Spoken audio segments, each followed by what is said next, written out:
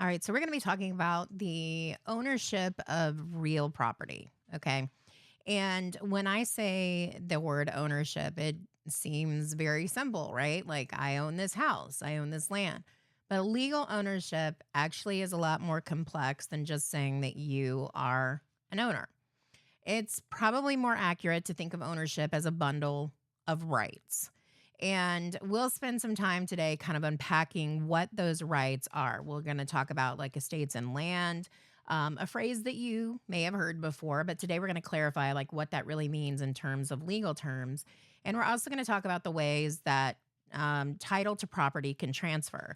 Not just through sales, but through gifts or inheritance, foreclosures, all those things. And those topics matter because they're at the heart of a lot of real world legal disputes, whether it's landlord tenant conflicts, inheritance battles, or, lawsuits over who, you know, owns a piece of land. And so that's what we're going to talk about. So let's dig in. And by the way, if you hear my dogs walking around, I am so sorry. I have hardwood floors, and unfortunately, I can't fully muffle out every sound. So, when we talk about ownership in the legal sense, what are we really talking about? Ownership of real property means holding a set of legal rights that are related to the property, not just having your name on a title. So, think of it like this. Imagine a bundle of sticks, and each stick represents a different right that you hold as the owner, right? So, you have this bundle of rights, and it typically includes, the right to possess property, the right to use and control property, the right to enjoy and exclude others from it, and the right to dispose of or encumber the property. And this metaphor kind of helps us understand that ownership can be divided. Sometimes a person holds all the sticks, such as in a fee simple ownership. And other times they only hold some of the sticks, like a tenant who might have the right to possess and use the property but not sell it. But let's talk about them individually. First is the right to possess the property. And that means that the owner has the right to occupy the property, to physically be there, to live there, to farm there, to build on it, to otherwise use it as a space. Okay. It also means the having the right of access to the property.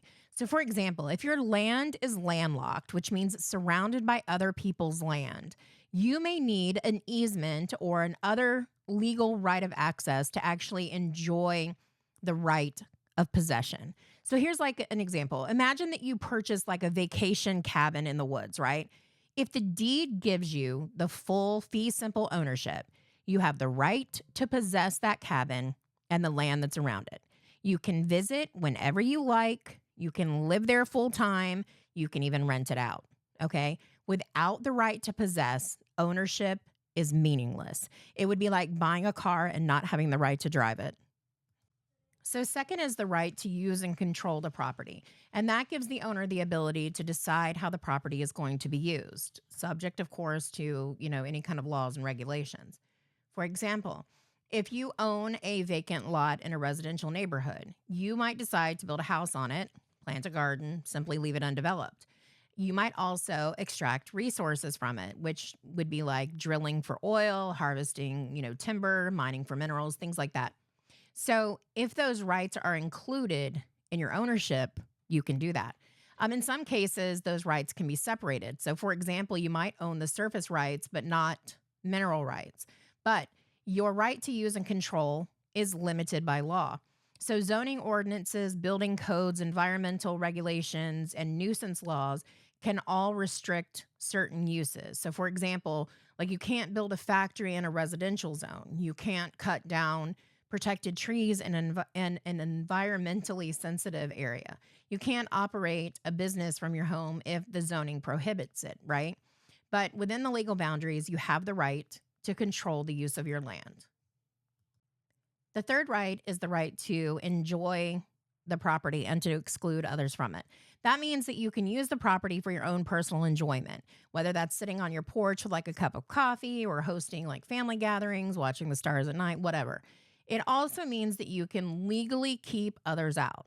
So you can post no trespassing signs, you can build a fence, you can call law enforcement if someone enters without permission.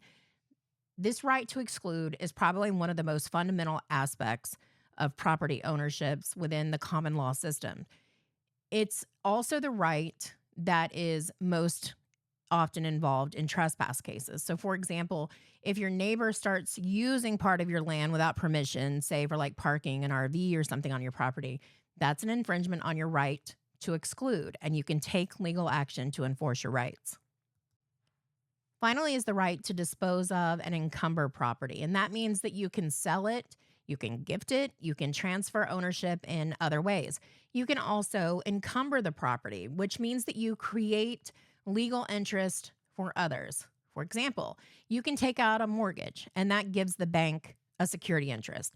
You can grant an easement, and that allows another party to use part of your land for a specific purpose, like access to a shared driveway. You can also lease the property to a tenant, transferring certain rights just temporarily. But the right of disposition is what makes real property a valuable asset because it can be sold, it can be gifted, it can be passed down to heirs. And without the ability to transfer property, then markets would grind to a halt because no one would be able to buy, sell, or finance real estate. Now, it's important to understand that not all property interests are going to include that full bundle of rights. So, the more rights you hold, the more sticks you have, and the higher the quality of ownership. Okay. So, like fee simple absolute ownership usually includes the entire bundle. A life estate includes many rights, but it's limited in duration.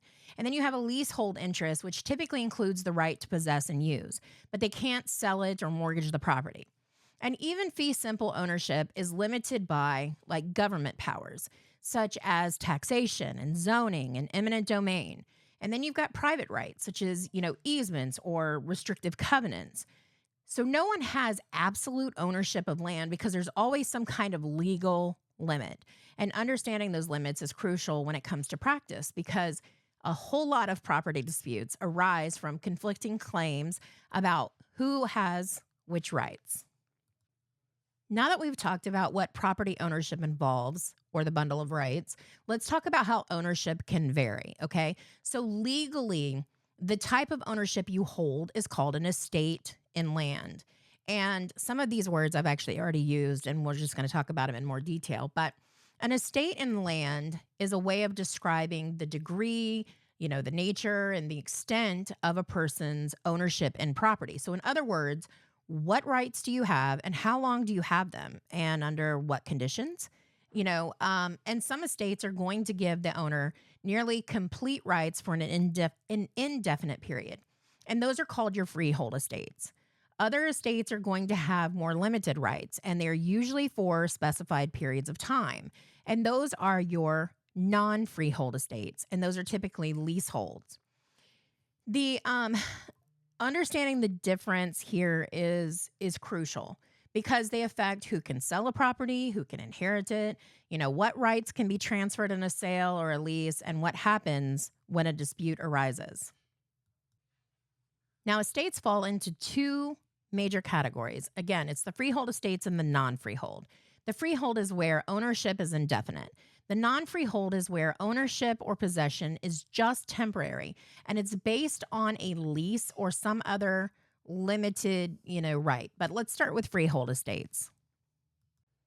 So the freehold estates are those where the owner has a present possessory interest in the land. Okay, there's no set date when the estate is going to automatically end. So in other words, the estate can potentially last forever unless the owner chooses to transfer it or certain conditions cause it to end. And there are three major types of freehold estates. You have the fee simple, you have the life estate, and you have the conditional estates. And each of those gives the owner different rights and responsibilities. But let's talk about them individually. First is the fee simple estate, and this is also known as the fee simple absolute. This is the highest and best form of ownership that is recognized under American law. Okay. A fee simple owner holds that property without limitation on duration or transferability. So, in other words, you can own it forever. You can sell it. You can gift it. You can mortgage it. You can will it to your heirs. And the ownership is going to continue even after your death. Okay. And unless otherwise specified, most modern real estate transactions are going to presume that fee simple ownership is being conveyed. So if you buy a house today with a warranty deed or a general deed of sale, unless it says otherwise, you're probably getting fee simple ownership. That means there's no conditions attached and it's going to remain yours unless you choose to transfer it or lose it through foreclosure or eminent domain. Next is the life estate. And this gives ownership rights to a person, and they're called a life tenant. And that means it's for the duration of a life. And that life might be the life of the tenant's own life, or it might be someone else's life. And that's called the measuring life. And during this period, the life tenant can possess, use, and enjoy the property, but they don't permanently own it. Okay. So once the life ends, the property is either going to revert back to the person who granted the life estate, which is the grantor, or it's going to pass to some designated remainderman. And that is somebody who is a third party beneficiary. Okay. So let's say that Jane like leaves her house, to my husband Bill for life and then to my daughter Sarah. Well, Bill is going to become the life tenant. He can live in the house as long as he is alive. But when he passes away, the property automatically passes to Sarah, who's the remainderman. And, they're now going to hold it in fee simple. All right. But a life tenant must not commit waste. So let's talk about what that means. By the way, before we get to the waste, I do want to back up for just a second. A variation of the life estate is called the pure autre vie, and that means the life of another. And that's the measuring life that I was talking about. So if in that type of estate, the duration is measured by somebody else's life, okay? And it's not the life of the tenant. So suppose that Sarah is granted a life estate, pure autre vie, for the duration of her brother John's life, right? That means that Sarah can use the property while John is alive. When John dies, Sarah's rights end, even if she is still living. And again, I want to point out the remainder man, because I don't know if you understood it when I was saying it. I was like, I was talking kind of fast. But at the end of a life estate, the property, again, is going to either revert back to the grantor or it's going to pass to the remainder man. And that's a third party who's named in the original deed or will, who is going to take the fee simple ownership once the life estate ends. So it's important to understand that this remainder man has a future interest in the property during the life estate. So they can't possess it yet, but they can take legal action to prevent waste if the life tenant is harming the property. So now let's talk about what waste is. Waste is a legal concept and it limits what a life tenant can do to the property. So even though they have like this, broad rights to use and enjoy the land, right? They have to preserve its value for the remainder man or the grantor. Okay. And there's three different types of waste that get recognized by the U.S. courts. So you have the voluntary waste. And these are your intentional actions to harm or destroy the property. Okay.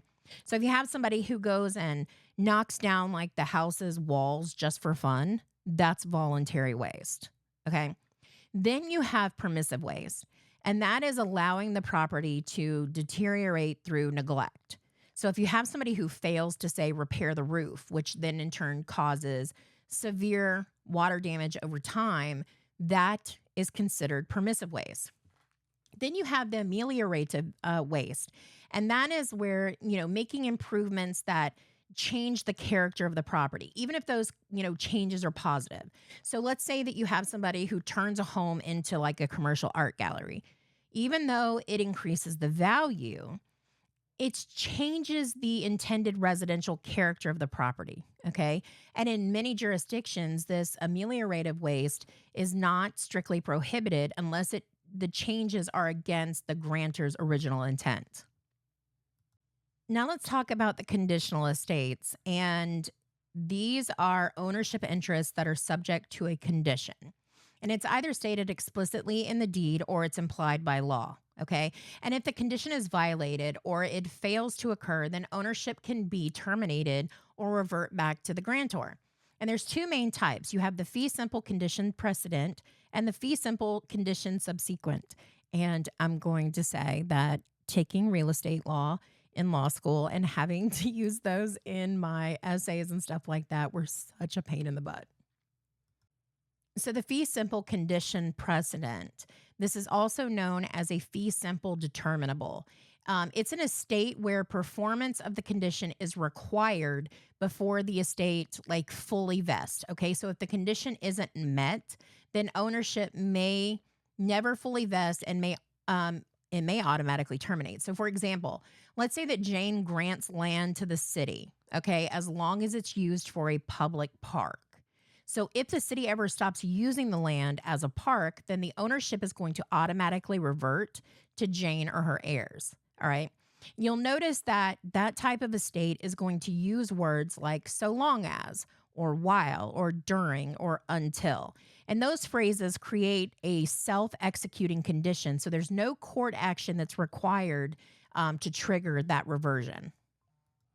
Now, the fee simple condition subsequent is similar, but here the condition arises after ownership has already vested and it doesn't automatically terminate the ownership. This, instead of giving that reversion that's going to automatically happen, it's going to give the grantor a right of reentry. Okay. It means that they have to take legal action to reclaim that property if the condition is violated. So, for example, if Jane grants land, to my son, provided he never operates, I don't know, a liquor store on the premises, right? If her son opens a liquor store, then Jane or her heirs can sue to regain ownership, but the title doesn't automatically revert. They have to go to court and assert their right of reentry. And the key words in those deeds are going to be provided that, but if, on the condition that, things like that. And those cases frequently generate litigation because courts often very strictly construe those, conditions, favoring free transferability of property. Now let's move on to the second broad category of estates and land, and that is the non-freehold estates. And these are also sometimes called leasehold estates. And the non freehold estates do not convey ownership of property. Instead, they grant a temporary right to possess and use the property for a fixed or limited duration. So, in other words, the holder of a non freehold estate is not an owner, they are a tenant or a lessee. And once the lease or the agreement ends, the right to possess the property and the possession returns to the owner, which is typically the landlord or the lessor. There are two common types that we're going to look at. We're going to do the estate for years and then the leasehold estate, which includes several different variations of tenancy. So let's start with the estate for years. Despite the name, an estate for years doesn't actually have to last for years. It just simply means that the lease is for a fixed, defined period of time. It could be a 6-month lease, a 1-year lease, a 5-year lease, whatever the parties have agreed to. The key here is that there is a specific start date and there is an end date that is written into the lease. And during this term, the tenant has exclusive possession of the property. In return, the landlord retains what is called a reversionary interest. That means that once the lease expires, then possession is going to automatically return to the landlord without the need for notice or legal action, unless the law, requires it. So, for example, if you have someone who signed a 12-month lease and it starts on January 1st and ends on December 31st, during that year, she, has the right to occupy the apartment. But on January 1st of the next year, their right to possess the apartment ends unless that lease has been renewed. So let's talk more broadly about leasehold estates. A leasehold estate is an exclusive right that is limited in duration, and it's held by a tenant who rents the property from the landlord. So in legal terms, the tenant holds what is called a usufruct, and that is a right to occupy, use, and enjoy the premises. But that right is not an ownership. So the tenant may not damage or alter the property, at least not without the landlord's permission. But when the lease ends, the tenant has to vacate unless they have entered into a new lease. Did something go off and you were like, what? What did she say? The term is usufruct. And I know it's a new word, so let's talk about it. So a usufruct comes from Latin meaning use and enjoy. And in the leasehold estate, the tenant holds a usufruct, meaning they have the right to occupy, use, and enjoy the property. But, and this is important, again, the tenant does not have the right to damage or permanently alter the property without permission. Okay, so like it's fine for a residential tenant to like hang curtains and paint the walls or install a bookshelf, right? But it's not okay for them to knock down walls or like replace plumbing, unless of course the lease like permits it. But like in a commercial lease, the tenant might have more broad rights, but again, they're still going to be defined by the lease contract. And I want you to use this word in this sentence today. Now, there are several different types of leasehold estates or tenancies, and it's important to understand how they differ because each creates different legal rights and responsibilities. And the four most common types are the fixed tenancy, or the fixed term tenancy, which is what I already talked about. That's the estate for years. And it is the most common type of lease because it has a specific start and end date. And that is your like a 1 year apartment lease. You have a periodic tenancy, and this tenancy it automatically renews at intervals. So, for example, it's month to month or year to year, right?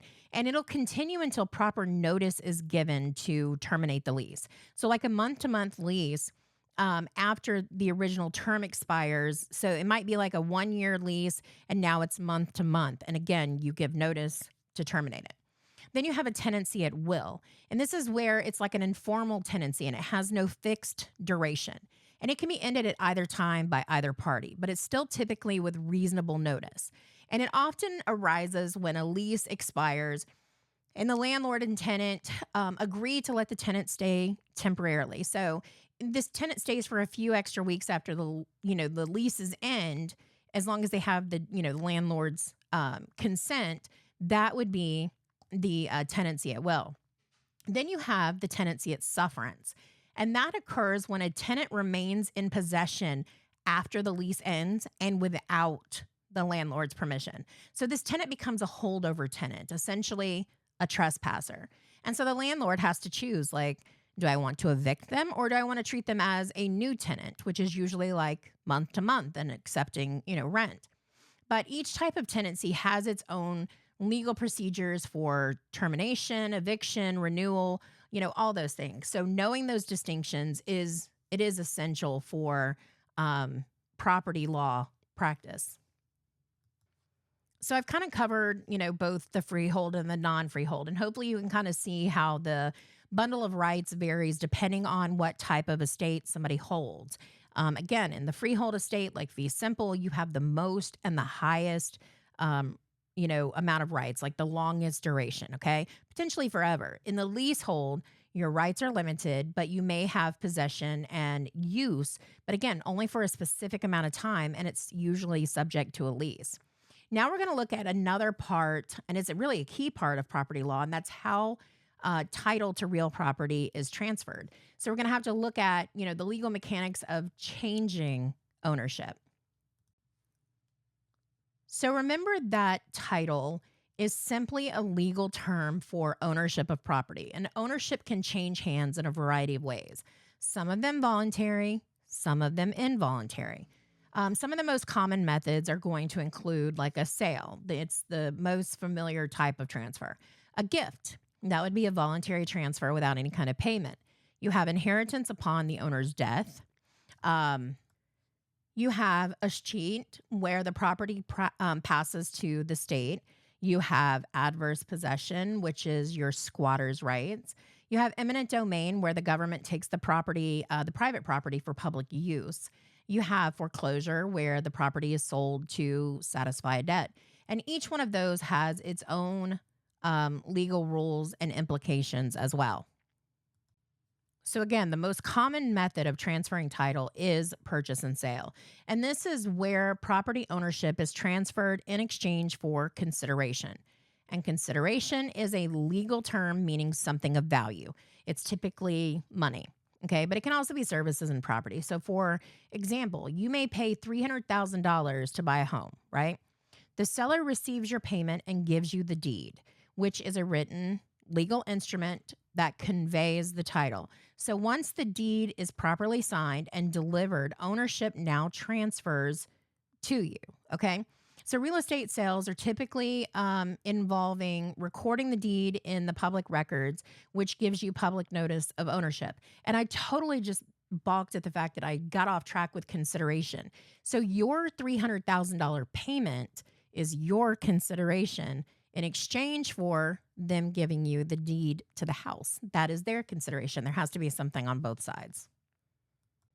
So, a gift is another way that title can transfer, and it's a voluntary transfer without the consideration. So, this is common in like family settings or like a charitable donation. So, a parent might gift a property to a child, or they might donate land to a nonprofit. And in those cases, the deeds often list the consideration as love and affection, which is signaling that no payment was involved. And even though no money changes hands, the transfer still requires proper documentation, and it's typically a gift deed. Now, when a property owner dies, their interest is transferred through two different types of ways. It is either a testate succession, which means that the decedent left a valid will, and the decedent's estate passes to the people that are named in the will. Those are the devisees for real property. Or you have the intestate succession, and that is if the decedent died without a will. And in that case, the estate is going to pass to the decedent's heirs according to the state intestacy statute. So, like, if Sarah dies, owning a home, and her will says, I leave my home to my daughter Lily, then that property passes to Lily through testate succession. Okay. But if Sarah had no will, the home would pass according to Georgia's intestate succession rules, which is typically to a spouse or children. So Lily would still end up with it. So if a property owner dies without a will or legal heir, then the property is cheats. That means that it passes to the state. And that ensures that the land is never left in some kind of like, state of legal limbo. So in Georgia, as in most states, this is rare actually, because the law provides for very distant relatives to inherit. But if no heirs can be found, then the government will take ownership. Now, I think this is one of the most fascinating and sometimes very controversial ways that title can transfer, and that is the adverse possession. It is also called squatter's rights. So, adverse possession allows a person to gain legal ownership of a property by occupying it and using it without the owner's permission, but only if there is strict legal requirements that are met. So, to claim adverse possession, the possession has to be open, which means it's visible to others. It has to be notorious, which means that you're there without permission and it's obvious. It has to be continuous, and it has to be for the statutory period of time. It's usually 20 to 25 years. It has to be exclusive. So it's not shared with like the true owner. So in Georgia, adverse possession requires, let me look. Sorry, I had to pause very quickly to look because I wanted to make sure that I had my numbers right. So it requires 7 years if the possessor has color of title, meaning that they have some document that looks like ownership, but it's defective. It's 20 years if they have no color of title and just possession. There's also a concept that's called tacking, which means that you have successive occupants. They can combine their periods of possession if they are in privity, which means they have a legal relationship. So, like if John mistakenly believes that he owns like this strip of land that's next to his property, and it's based on an old defective deed, and he openly uses it for the 7 years, maintaining it and all of that stuff, then he can eventually claim title through adverse possession under Georgia law. But these laws exist to encourage land to be used productively and to penalize owners who neglect their property. But it is a complex and often contested, doctrine. Now, related to adverse possession is the legal action called quiet title. And a person who claims ownership of property, especially through adverse possession, can file quiet title actions in court. And that is used to legally confirm their ownership. It clears up any kind of conflicting claims, ensures title, is going to be clear for future transactions. So without a court ruling, the new possessor may struggle to sell or mortgage the property because title insurers won't be able to ensure an unclear ownership. I forgot that I had color of title over here. So, just to reiterate, color of title refers to a situation where someone has a document or claim that appears to establish ownership, but again, it's legally defective. So, if you have a deed that's signed by somebody who didn't actually own the property, or the deed is based on a faulty legal description, if a person holds the color of title and meets those other requirements for adverse possession, then again, they can often claim ownership way more quickly because in Georgia, it's after 7 years instead of 20. Now, let's talk about eminent domain because this is one of the most powerful and controversial tools of the government. Eminent domain is the constitutional power of federal, state, and local governments to take private property for public use, as long as they provide just compensation to the owner. And that process is called condemnation. So, examples of public use would be like building roads or highways, creating parks, expanding utilities, railroads, building government buildings or school, whatever. Okay. And here's the key: the government can force the sale. The owner has no legal right to refuse it, but the owner has to receive fair market value, and that's called just compensation. Historically, eminent domain was used for clear public purposes, right? But modern cases have pushed the boundaries of what counts as public use. And that brings us to the Supreme Court case of Kelo versus City of New London. Now, the case of Kelo versus the City of New London, this was in 2005, I think. It is one of the most important and hotly debated, like eminent domain cases in U.S. history. You have the City of New London in Connecticut, and it had fallen on hard times, like economically, right? And in order to revitalize the local economy, the city partnered with a private developer to create this like large scale development project intending to bring new businesses and jobs. And as a part of this plan, the city used eminent domain to take property from private homeowners, including a woman named Suzette Kelo. And she owned a small pink house in Fort Trumbull. That's a neighborhood. Anyhow, so the land wasn't being taken to build like a public facility, like a high school or, a roadway or anything like that. It was being transferred to private developers with the hope that their project would create these jobs, increase tax revenues, stimulate the local economy. So you have Kelo and these other homeowners who argued that this was an abuse of eminent domain and that the government shouldn't be allowed to take the private property simply because they wanted to give it to a private party for economic development. And they argued this violates the public use requirement of the Fifth Amendment, which says property can only be taken for public use with just compensation. And this case went all the way to the Supreme Court, and it was a very narrow decision. And the court ruled against Kelo, holding that economic development could be considered a valid public use under the Fifth Amendment. And the majority reasoned that promoting economic growth can benefit the community as a whole. That the public use requirement, it's broad, right? It doesn't mean that the public must directly use the property as like with a park or a road. Now, the dissent was led by Justice O'Connor, and she strongly disagreed. She argued that this ruling gave governments too much power to take private property for the benefit of wealthier private interest. Okay.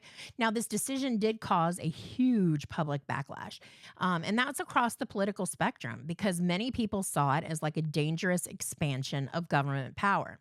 And in response, many state legislatures, including Georgia, passed new laws to limit eminent domain powers and to kind of tighten that definition of public use. So in Georgia today, economic development projects by public entities are going to face much more strict scrutiny when eminent domain is involved. And last but not least, let's talk about foreclosures. This is the legal process where a property is sold to satisfy a delinquent debt. And that's typically a mortgage. So if a homeowner defaults on their mortgage payments, then the lender can initiate foreclosure. And that's through court action or non judicial process, okay, depending on the state. But the property is sold, and that's often at public auction. And then the proceeds are used to pay off the debt. If the sale brings in more than the debt owed, then the excess may go to the homeowner. If it brings in less, then the lender can seek a deficiency judgment. Now, foreclosures can also apply to tax liens, mechanics liens, and other kinds of debt secured by real property. It's an important tool for creditors, but it's also a significant hardship for property owners. It is frequently subject, of consumer protection law. But anyhow, that kind of wraps up the methods of transferring title. I'm not going to keep you too much on this, but again, ownership can transfer voluntarily through sale, gift, inheritance, involuntarily through escheat, adverse possession, eminent domain, foreclosure. But again, each one of those methods, it's going to raise important legal issues. So you have to understand them if you're going to be practicing in, real estate, probate law, things like that. The key theme here is that, ownership of property is never absolute. It is shaped and limited by the type of estate you hold, the bundle of rights you have, and any more broad legal powers like, governments and courts and creditors. And as future legal professionals, understanding those nuances, it is critical. Property disputes are everywhere. They're in divorces and probate cases, landlord tenant, business transactions, government taking. So, understanding how property rights work and how titles transfer, those are great for being well prepared to help clients kind of understand a very, very important legal issue that they may be having when they come to you in that aspect. Also, it makes you a good owner yourself. And that's it. I'll see you next class.